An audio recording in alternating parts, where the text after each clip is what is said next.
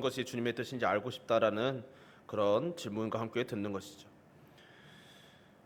분별이라는 이 단어는 우리 성도의 삶에서 숙제처럼 여겨지는 단어 중에 하나가 아닐까라는 생각을 하고 있습니다. 우리가 살아가면서 우리 앞에 놓여 있는 문제나 선택지를 분별하고 싶어 하기 때문이죠. 이 일이 하나님의 뜻일까? 어떤 걸 선택하는 것이 하나님의 뜻이지? 지금 이 문제가 하나님의 뜻대로 안에서 실수해서 생기는 문제는 아닐까? 그래서 그것을 알고 싶어서 하나님께 구하죠. 제발 알려주십시오. 이 분별의 문제는 성도에게는 필생의 가업이기 때문에 더욱 그러하죠. 오늘 본문도 이 분별과 관련된 우리 주님의 말씀입니다. 근데 우리 주님의 말씀은 조금 우리의 생각과는 다른 이야기를 하고 계시죠. 오늘 주님께서는 천지의 기상은 분간하면서 시대를 분간하지 못하는 것을 책망하시고 있습니다. 이 말씀은 구원론적인 하나님의 역사의 징조는 깨닫지 못하면서 세세한 미시적인 것들, 날씨와 기상 이런 것들을 포함한 미시적인 것들에 대한 것들은 분별하고 그것을 잘 알아채는 우리들의 모습들을 보는 것이죠. 우리들은 때로는 너무나 미시적인 관점에서 하나님의 뜻을 분별하고 너무 세세하게 분별하고자 합니다. 너무 많이 알고자 하는 것이죠. 그러나 우리 주님께서는 그리고 성경은 우리에게 세세한 것을 모두 알려주시기보다는 더 큰 관점, 거시적인 하나님의 관점에서의 분별을 더욱더 강조하고 있는 것을 보는 것이죠. 오늘 말씀은 구원론적인 하나님의 역사를 징조를 깨닫지 못하는 특별히 바리새인들과 그런 당대의 유대인들을 향한 말씀입니다. 그들은 깨닫지 못하고 있는 역사의 징조가 바로 하나님, 예수님 자신이시며 하나님의 나라는 이미 도래했다는 것을 깨닫지 못함으로써 끊임없이 자꾸 다른 것들, 엉뚱한 것들을, 미시적인 것들을 더욱더 집착하고 있었던 것이죠. 더 나아가 그것은 그들이 정말 몰라서가 아니라 하나님을 믿는 것처럼 보이지만 실상은 하나님의 뜻을 외면하고 있는 외식임을 경고하시는 말씀이기도 한 것이죠. 성도에게는 시대를 분별 혹은 분간하는 것이 대단히 중요한 문제인 것입니다. 이것은 단순히 지금 이 시대의 흐름이 어떻고 이런 상황에서 우리는 어떻게 대응하며 살아야 할지, 그런 어떤 일들을 준비해야 될지와 같은 인생 전략과 같은 이야기가 아닙니다. 영적인 관점 혹은 기독교 세계관으로 우리가 살아가는 시대를 분별할 것을 요구하는 것이죠. 그래서 시대를 반복해서 말씀드리지만 대단히 중요한 것입니다. 이 분별과 판단이 모든 우리의 삶의 시작이기 때문인 것이죠. 분별과 판단이 잘못되면 이어지는 행동 역시 잘못될 수밖에 없기 때문입니다. 그러면 아무리 동기가 선해도 분별이 그릇되었기 때문에, 잘못되었기 때문에 아무리 하나님의 일을 한다고 자부하여도, 그리고 거룩해 보이는 거룩한 도구들을 사용한다 할지라도 실상은 하나님을 대적하게 되는 일들이 있을 수 있는 것이죠. 그런 일들 중에 대표적인 예가 북이스라엘 모습이 아닙니까? 북이스라엘이 열심히 하나님께 제사도 끊임없이 드렸지만 하나님께서는 그들을 향해서 남유다나 북이스라엘이나 제사를 매일매일 많은 막대한 제물을 드려가면서 제사를 드렸지만 하나님께서는 그것을 받지 않으셨죠. 그러면서도 오히려 성전문을 닫아버렸으면 좋겠다라고까지 말씀하신 것을 우리는 보는 것입니다. 즉 하나님께 제사를 드리고 정말 하나님의 말씀, 예배, 그리고 제물, 수많은 헌신을 한다 할지라도 그 모든 좋은 선한 도구들을 하나님 앞에서 바르게 분별하지 않고 사용하면 오히려 하나님을 대적하고 하나님의 뜻과 어긋날 수밖에 없다는 것입니다. 바울이 전하는 것처럼 하나님의 말씀이 정말 그러한가 확인하고자 성경을 찾아보고 또 상고했던 베레아의 성도들처럼 이 시대를 살아가는 우리들 역시 성경을 살펴보고 난 후에 분별하고 겸손하지만 용기 있게 진리의 편에 서는 것이 우리 그리스도인의 태도인 줄 믿습니다.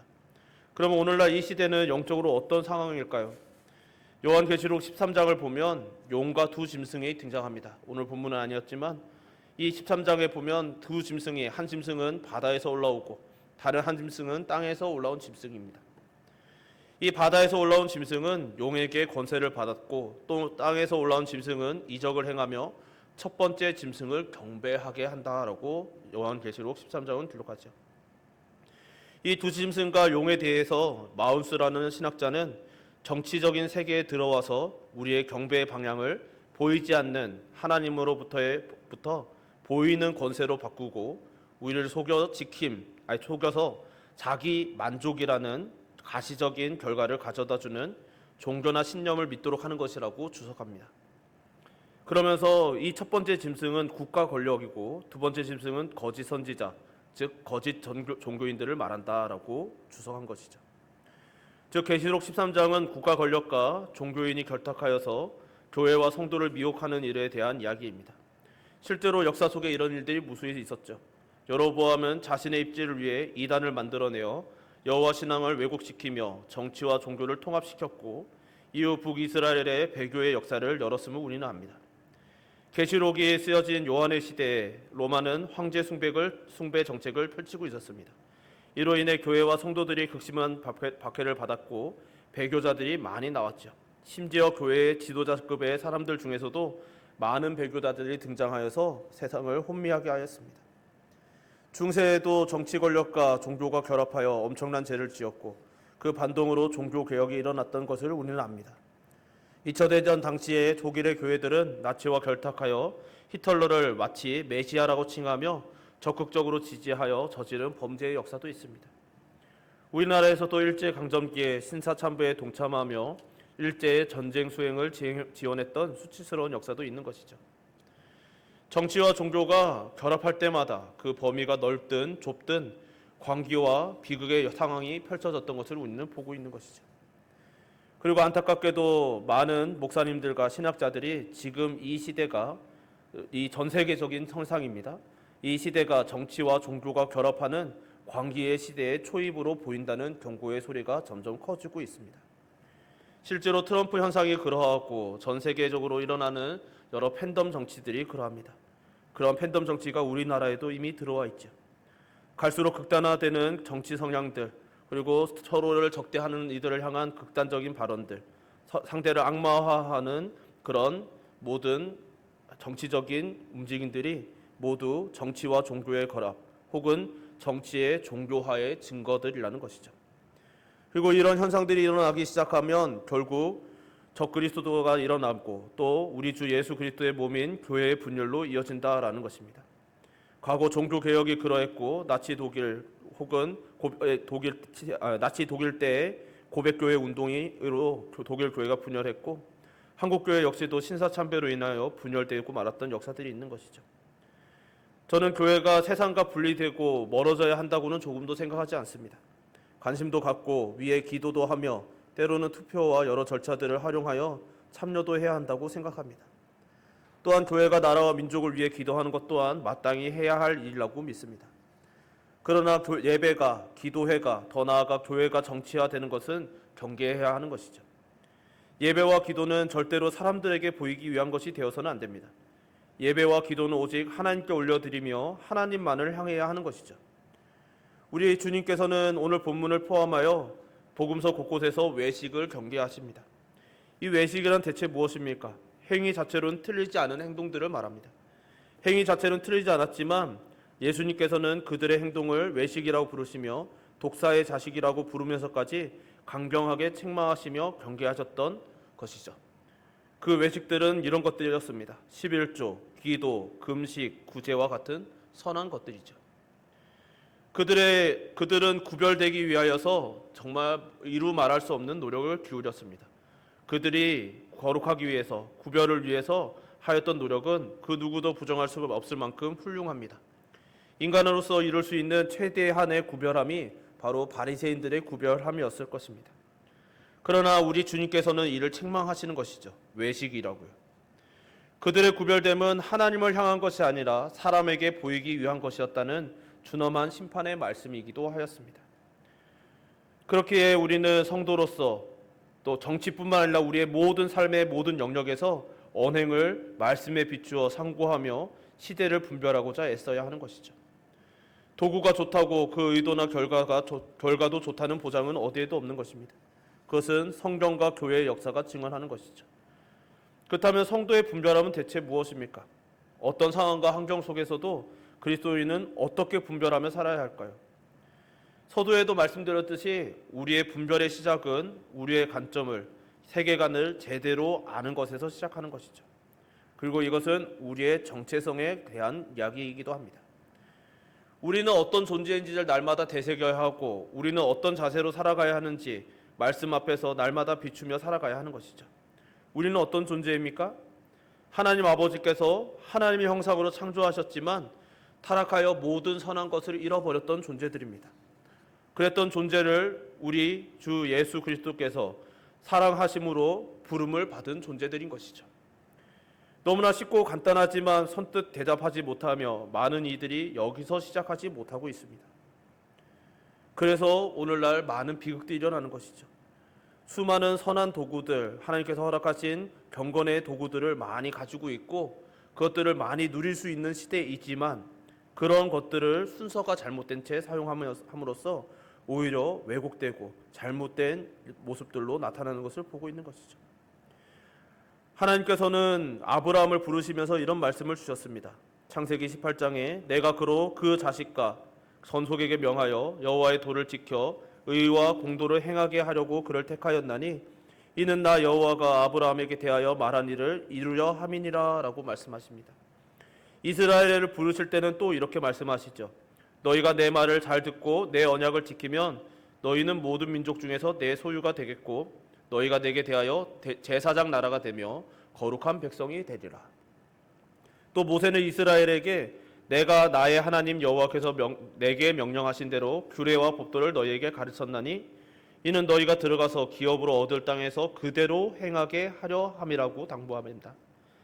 이사야는 이스라엘의 사명에 대해 49장에서 이렇게 전했죠. 내가 또 너를 이방의 빛으로 삼아 나의 구원을 베풀어서 땅 끝까지 이르게 하리라 라고요. 하나님께서 백성들을 부르심은 하나님을 모르고 반역한 불의한 세상에서 제사장의 역할을 감당함으로써 세상과 하나님을 화목케 하는 것이었습니다. 제사장의 역할을 감당하는 방법은 의와 공도를 행하며 빛이 되어서 하나님의 구원이 땅끝까지 이르게 하는 것입니다. 그 방법을 우리 주님께서는 마가복음 12장에서 간단 명료하게 하나님을 사랑하고 이웃을 사랑한 것이라고 가르쳐 주셨죠. 이런 성도의 삶은 어떤 태도가 되어야 할까요? 이런 성도의 영향력이 미치는 세상은 어떤 세상이 되어야 합니까? 우리 주님께서는 이사야 61장을 인용하면서 분명히 말씀하십니다.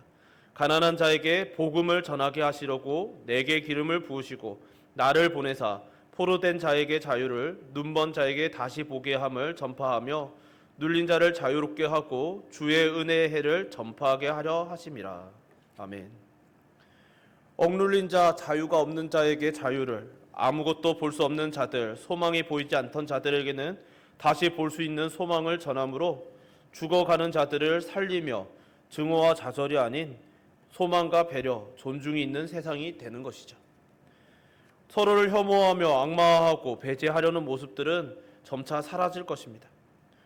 우리가 믿는 것은 특정 정치체제나 경제제도 혹은 어떤 사람이 아닌 것이죠. 우리는 지금 민주주의 세상에서 살고 있고 그 유익을 누리고 있습니다. 너무 감사합니다. 저는 자유민주주의가 가장 이상적인 체제라고 생각하지는 않지만 현존하는 체제 중에서 골라야만 한다면 이런 세상에서 살고 싶은 것이죠. 그럼에도 자유민주주의를 위해 하나님의 나라를 왜곡시키거나 말씀을 변경할 수는 없는 것입니다. 왜냐하면 우리의 믿음은 이 세상의 정치, 경제 제도보다 더 크기 때문인 것이죠. 복음은 민주주의 국가에서도 공산 국가에서도 독재 정권 하의 국가에서도 왕정과 심지어 내전 중인 혼란스러운 나라에서도 변함없이 전해졌고 교회는 세워졌습니다. 이 땅의 나라는 흥망성쇠를 거듭하겠지만 하나님의 나라와 교회는 영원한 것이죠. 이것이 바로 우리 성도들이 가져야 하는 이 세상을 향한 우리의 자세인 것이죠. 우리는 이 나라를 사랑하고 나라를 위해서 기도도 해야 되겠지만 이 나라에 목매지 않습니다. 이 나라를 사랑하며 이 나라를 위해서 헌신해야 할 때는 헌신해야 되겠지만 맡겨진 책임은 감당해야 되겠지만 이 나라를 위하여 우리의 예배와 기도를 희생할 수는 없습니다. 주의 몸된 교회를 왜곡시킬 수도 없는 것입니다. 교회는 교회로서 하나님의 거룩한 나라를 전하는 통로로서 세상의 빛으로서 제사장으로의 역할을 감당하는 그 사명을 끝까지 감당해야 하는 것이죠. 말씀을 맺고자 합니다. 꽤 오래전에 이중 국적자들의 인터뷰를 본 적이 있습니다. 그들이 이중 국적자로 산다는 것이 얼마나 큰 인생의 큰 혼란과 어려움이 있는지 고백하는 것이었죠. 그들이 이제는 장성하였고 어느 정도 틀을 잡아서 이것의 유익을 누리기도 하고 또 때로는 너무 좋은 그런 혜택들도 있지만 동시에 여전히 힘든 순간이 있다는 이야기를 들었습니다. 그런 이중국적자들의 어려움이 이 시대를 살아가는 성도들의 어려움과 유사할지도 모른다는 생각을 합니다. 계속 말씀드려왔듯이 우리는 하나님 나라에 속하면서도 동시에 이 땅의 시민으로서도 살아가야 하는 이중적인 신분을 가지고 살아가고 있습니다. 그렇게 우리는 많은 혼란을 경험할 수밖에 없는 것이죠. 그런 혼란 속에서 그럴 의도는 없었지만 하나님 앞에서 넘어질 수도 있는 상황이 우리 앞에 많이 펼쳐져 있습니다. 그렇기에 우리는 더욱더 하나님께서 우리에게 허락하신 모든 도구들을 사용하여서 우리는 어디에 서 있어야 하는지 잘 분별해야 하는 것이죠. 오늘 본문과 성경이 시대를 분별하라는 것은 바로 이런 것들입니다. 우리가 시대를 분별하지 못하고 우리가 서 있어야 할 자리를 온전히 확실하게 알지 못하면 우리는 이 시대의 흐름 속에 휩쓸려 갈 수밖에 없는 것이죠. 우리는 하나님만 거룩하게 섬기겠다라고 다짐하지만 우리 안에 또 다른 때로는 누군가를 추앙하거나 혹은 누군가를 따르거나 혹은 우리가 살고 있는 누리고 있는 어떤 혜택들을 절대화할 수도 있는 것입니다. 그렇기 때문에 우리는 더욱더 하나님께서 우리에게 허락하신 말씀을 가까이 해야 하는 것이죠.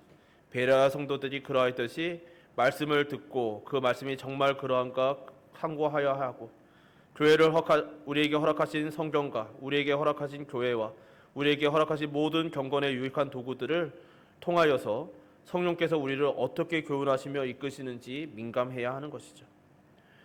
우리의 고백은 명확합니다. 하나님께서는 온 세상 만물의 창조주이시며 주권자이시며 우리는 그분의 백성이라는 것입니다. 우리는 이 지상에 머물러 있지만 결국 하나님의 나라에 이를 천국 시민입니다. 우리는 우리가 속한 이 나라를 사랑하며 또 이 나라를 위해서 기도하고 맡겨진 책임을 감당해야 하지만 그러나 그것이 하나님의 나라보다 우선되지 않는다는 것을 잊어서는 안 되는 것입니다. 오늘 이 시대에 살아갈 때 정말 많은 도전을 받는 것 같습니다. 정치적인 성향을 명확하게 하라는 많은 요구도 받고 또 때로는 여러 가지 발언을 유도받기도 합니다. 그럴 때 과연 그런 발언들을 통하여서 과연 어떤 일들이 벌어질까 헤아려 봐야 하는 때가 되었던 것이죠. 우리의 말이 그런 의도가 아니었어도 함부로 혹은 잘못되게 해석될 수도 있고 이용당할 수도 있는 시대를 우리는 살고 있습니다. 이런 때일수록 말씀 앞에 더욱더 굳건하게 서며 말씀으로 지혜를 얻으시며 정말 비둘기같이 순결하지만 뱀같이 지혜로운 그런 은혜를 얻어서 이 세상 속에서 지혜롭게 살아가시는 성도님들 되시기를 주님의 이름으로 축원합니다. 우리가 정말 이 모든 방법은 오직 말씀 앞에 있는 것이죠. 이 말씀 앞에 바로 서며 이 땅에 거하나 하나님의 백성으로서의 정체성을 굳건하게 지키시는 하나님의 백성 그리고 하나님의 자녀 하나님의 성도 되시기를 주님의 이름으로 축원합니다. 우리 찬양 한 곡 같이 부르고 기도했으면 좋겠습니다. 말씀 앞에서 경외함으로라는 찬양인데요. 우리가 말씀을 경외하며 살겠다라는 마음의 다짐을 고백을 품고 같이 찬양했으면 좋겠습니다.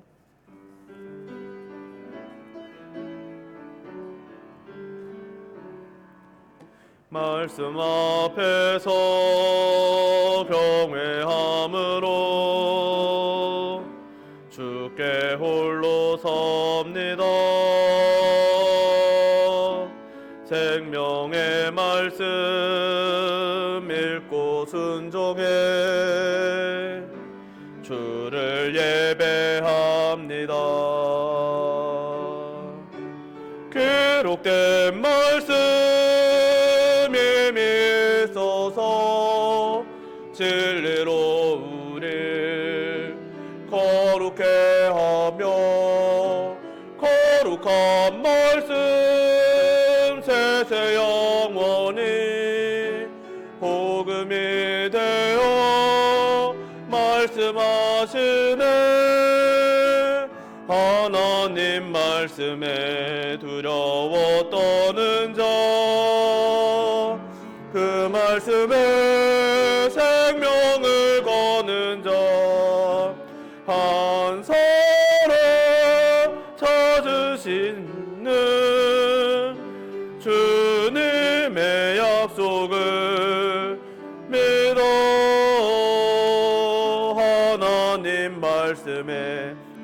생명을 거는 자 순종하며 주 따라가는 자 영원한 하나님 나라 이뤄갈 주의 교회여 일어나. 다시 한번 찬양합시다. 말씀 앞에서 경외함으로, 말씀 앞에서 경외함으로 주께 홀로 섭니다. 생명의 말씀 읽고 순종해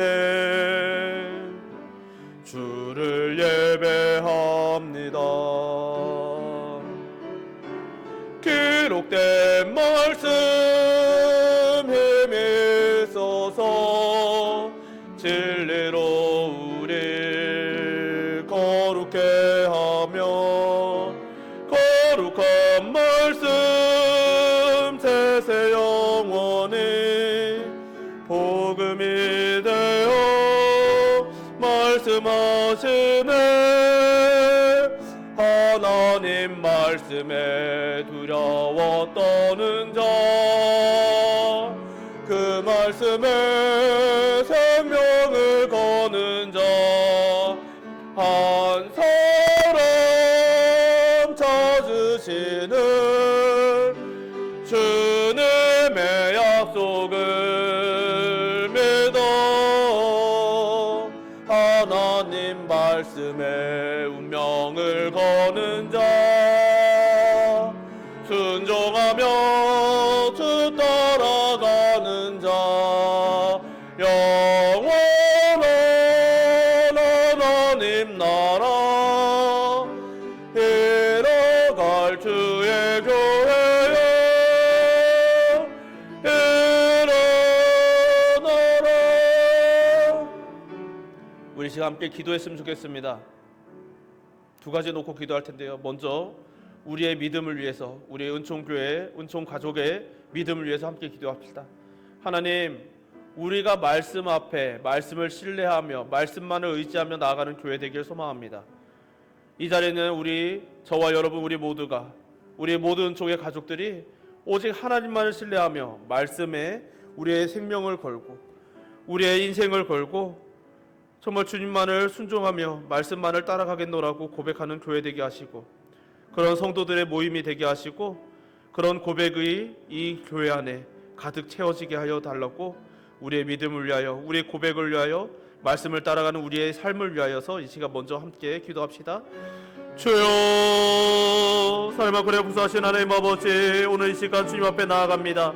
주 하나님 아버지, 너희는 시대를 분간하지 못하느냐, 시대를 분별하지 못하느냐, 때가 악하니라 말씀하시며 우리로 하여금 끊임없이 분별하라고 이 때가 악함을 알고 너희들은 이 때 악한 때에 바르게 쓰라고 주 하나님의 끊임없이 말씀을 통하여서 우리에게 들려주시는 주님의 말씀을 되새겨봅니다. 주 하나님 아버지, 얼마나 악한 때를 살고 있는지, 주여, 이런 악한 때인데 우리는 때로는 너무나 미시적인 관점에서 당장 내 눈앞에 있는 일, 내 눈앞에 급한 일들, 주 하나님 아버지, 바쁜 일들, 주 하나님 아버지, 너무나 급하고 중요해 보이는 일들에 현혹되고, 주 하나님 아버지, 오늘 그래서 우리의 정말 가장 중요한, 우리의 분별해야 되는, 서 있어야 할 자리, 주여, 우리가 출발해야 하는 자리를 잊고 있지는 않습니까? 주 하나님 아버지, 나는 어떤 사람인지, 내가 어떤 존재이며 어떻게 살아야 하며 어떤 걸음을 내디뎌야 되는지, 주여, 그것을 잊고 당장 내 눈앞에 급한 일들, 주여, 당장 내 앞에 있는 이 문제들 해결하여 달라고, 이 문제들만 해결되면 해결될 것 같다고 주 하나님 아버지, 주님 앞에 울부짖고 있지는 않았습니까? 주 하나님, 이것이 우리의 부끄러움이며 저의 부끄러움이고, 주 하나님 아버지 앞에 주 하나님 아버지 나아가는 회개의원이 주여 불쌍히 여기사 우리 연약한 불쌍히 여기시고, 주 하나님 아버지 고백하였듯이 찬양하였듯이 주 하나님의 말씀을 날마다 경외하며 주님 앞에 주 하나님 아버지 서는 자들에게 하여 주시옵소서. 주 하나님 아버지, 주님의 말씀이 나의 생명임을 인정하고 주 하나님 아버지, 그 생명의 말씀을 날마다 마음에 새기며 그 말씀을 따라가기로 결단하는 자 되게 하시고, 주여 하나님, 이 세상이 무엇이나 많아든지 더 급하고 중요해 보이는 일이 있든지, 주여 하나님, 시대가 아무리 혼란스럽다 할지라도 우리는 변함없이 주님을 예배하는 예배자 되게 하시고, 주 하나님 아버지 주님의 말씀을 두려워하며 그 말씀에 생명을 걸며 그 말씀에 우리의 인생을 걸고 주 하나님 아버지 더 나아가 우리의 전생애와 주 하나님 아버지 우리의 영혼을 걸고 나아가는 주의 백성 되게 하시고 주 하나님 아버지 주님의 약속을 믿음으로 주 하나님 아버지 주의 몸된 교회를 함께 이루어가는 주의 은총의 가족들 되게 하시고 은총의 공동체 되게 하시고 은총의 교회 되게 하여 주시옵소서. 주 하나님 아버지 우리를 사용하여 주시옵소서. 우리 시간 같이 더 놓고 기도했으면 좋겠습니다. 이 시간 기도하실 때는 정말 악한 시대를 살아가고 있는 우리 은총의 가족을 넘어서 우리 조국 교회를 위해서 또 전 세계에 있는 열방의 교회들을 위해서 함께 기도합시다. 하나님, 우리의 모든 믿음의 형제 자매들이 하나님 앞에서 때를 분별하고 정말 이 시대에 휩쓸려가는 자들이 아니라 정말 이 시대가 어떠하든지 곳곳에 자리를 지키며 변함없이 예배하며 하나님께서 우리에게 주신 정의와 공도를 행하고 정말 우리에게 허락하신 예배의 사명을 감당하는 그런 교회들로서 우리의 믿음의 형제 자매들로서 함께 서게 하여 주시옵소서. 우리들만 홀로 남았노라고 엘리야처럼 좌절하고 주 하나님 아버지 외롭다고 고백하는 일들이 우리에게 일어나지 않도록 우리의 모든 믿음의 형제 자매들을 지켜주시고 그들을 통하여 예배가 이어지며 주여 하나님 아버지 우리들이 함께 기도로 서로를 기도의 삼겹줄로 묶고 나아가는 교회 되게 하시고 그래야 하나님의 나라가 이 자리에서만 이루어지는 것이 아니라 온 세상 열방 곳곳에서 날마다 일어나며 아무리 세상이 무너져도 말씀 안에서 다시 세워지는 교회로 인하여 다시 세워짐을 얻는 그런 놀라운 역사들이 일어나게 해달라고 이 땅의 모든 질서들이 회복되게 해달라고 우리 교회를 위하여 온 세상에 있는 모든 믿음의 형제 자매들과 또 선교사님들과 모든 믿음의 권속들을 위하여서 우리 함께 잠시 기도합시다. 주여 하나님 아버지 시가 우리 은총교회를 넘어 우리 조국교회와 또 하나님 온 세상의 모든 열방의 교회들을 위하여 함께 기도합니다. 주 하나님 아버지 너무나 악한 때 저 세상은 날이 갈수록 더욱더 극단화되어 되어가며 서로를 미워하고 증오하며 정말 이곳이 지옥이라고 외치는 소리가 가득해져 가고 있습니다. 주 하나님 아버지 이런 때에도 주 하나님 아버지 때로는 우리들이 주 하나님 아버지 교회들이 주 하나님 아버지 앞에 정신을 차리지 못하고 주 하나님 아버지 눈앞에 보이는 일들 이익들 때로는 유익들 명예 주 하나님 아버지 그런 것들에 휩쓸려가고 있지는 않습니까? 주 하나님 아버지 주여 거룩의 도구를 쓰고 있다고 하나님께서 우리에게 허락하신 좋은 도구들을 우리가 손에 쥐고 있다고 그것이 곧 거룩이며 분별이라고 착각하고 있지는 않습니까? 주 하나님 아버지 이 시대를 분별하며 우리가 마땅히 서 있어야 할 자리를 지키게 하시고 무엇보다 우리에게 허락하신 이 예배와 기도 주 하나님 이 모든 거룩의 도구들을 주 하나님 외에 다른 것에 사용하는 일이 없게 하여 주시옵소서. 오직 하나님을 사랑하며 오직 하나님을 경외하며 예배는 오직 하나님을 위하여서만 드려지는 예배가 되게 하여 주시고 주 하나님의 모든 기도에는 주여 오직 하나님을 향해서 우리의 모든 것을 아뢰며 나아가는 기도회가 되게 하시고 이것이 하나님의 도구가 되어서 주여 세상의 유익을 위한 주여 사람의 유익을 위한 것이 되지 않게 하시며 사람에게 보여지기 위한 것이 되지 않게 하여 주옵소서. 주 하나님 아버지 무슨 일이 있어도 예배는 하나님을 위한 것입니다. 주 하나님 아버지 예배는 주 하나님 아버지 사람의 도구로 사용되는 것이 되어서는 안 됩니다. 주 하나님 아버지 이런 일들이 일어나고 있는 곳들이 있다면 주 하나님 아버지 그곳에 주여 하나님 아버지 임재하시고 주 하나님 아버지 그곳에 있는 모든 믿음의 형제자들의 마음들 견고하게 하셔서 주 하나님 그들의 마음과 생각을 지켜주시고 주여 흔들리지 않게 하시고 예배를 지키게 하시고 교회를 지키게 하시고 주 하나님 그래서 온 세상 열방에 모든 질서가 무너진다 할지라도 주 하나님 아버지 극심한 혼란이 온다 할지라도 주 하나님 이 예배를 지키고 교회를 지킴으로 인하여 주 하나님 그 교회를 지키는 그 무릎으로 인하여 주 하나님 아버지 다시 한번 이 세상이 소망을 얻고 주 하나님 아버지 무너진 데가 수축되며 주 하나님 아버지 다시 세워지는 일들이 일어나게 하여 주시옵소서. 주여 하나님 아버지 붙잡아 주시옵소서. 주여 하나님 아버지 붙잡아 주시옵소서. 내게서 날 자들이 오래 항폐된 곳들을 다시 세울 것이며 너로 역대에 파괴된 기초를 쌓으리니 너를 일컬어 무너진 데를 수보하는 자라 할 것이며 길을 수축하여 거하는 곳을 내는 자들이 할 것이라 하신 주님의 말씀을 기억합니다. 주여 하나님 아버지 정말 날이 갈수록 말세가 다가오고 있음을 우리 누구도 부정하지 못하고 갈수록 정말 이 세상이 험하여져 가며 이곳이 바로 지옥이라고 외치는 이들이 많아지는 때가를 살고 있습니다. 이런 때에 우리는 어떻게 살아야 합니까? 우리는 누구입니까?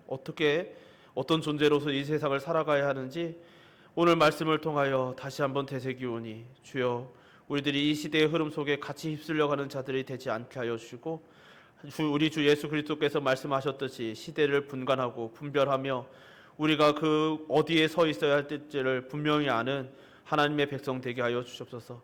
우리는 하나님의 백성입니다. 하나님의 성도입니다. 하나님의 자녀입니다. 이 사실을 결코 잊지 않고 우리가 서 있어야 할 곳은 이 세상 그 어디도 아닌 하나님께서 우리를 세우신 그곳 그 자리, 우리를 예배하라고 세우신 그 자리이며 그곳에서 우리는 변함없이 교회를 세우고 예배를 드리며 하나님께 모든 영광을 올려드리며 하나님을 가장 사랑하는 자들로서 존재하게 하여 주시옵소서. 그래서 우리의 예배를 통하여 이 세상이 아무리 다 무너진다 할지라도 우리 예배를 통하여 우리 교회가 세워져 있음으로 인하여 다시 한번 이 세상에 소망이 있게 하시고 정말 이 땅의 모든 무너진 기초들이 회복되게 하시며 더 나아가 그들로 하여금 하나님은 과연 살아계시며 하나님께만 구원이 있고 소망이 있음을 온 세상이 알게 하여 주시옵소서. 이 어려운 시대에 이 일을 위하여 함께 고백하며 나가는 우리 은총의 가족들을 날마다 기억하여 주시고 또 우리 은총의 가족을 넘어 온 세상 열방에서 함께 예배하는 우리 믿음의 형제들과 교회들을 지켜주실 줄 믿사오며 예수님 이름으로 기도드립니다. 아멘.